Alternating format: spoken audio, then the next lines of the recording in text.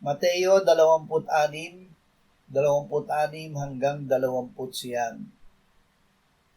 Habang sila'y kumakain, ay dumampot si Jesus ng tinapay, binasbasan niya ito at pinagputol-putol, at ibinigay sa mga alagad at sinabi, "Kumuha kayo, kainin ninyo, ito ang aking katawan."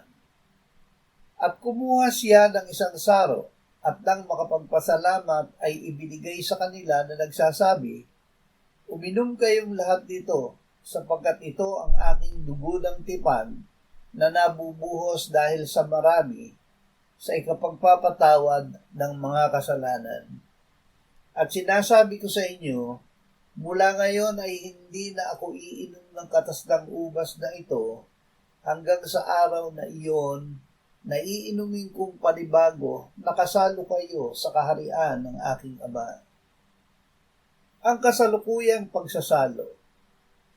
Tuwing ating kinakain ang tinapay at iniinom ang alak sa banal na hapunan, tayo ay nagsasalo sa katawan at dugo ng Panginoong Hesus.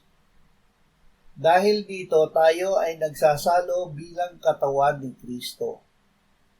Ang kopa ng pagpapala na ating pinagpapala, hindi ba ito'y pakikisalo sa dugo ni Kristo?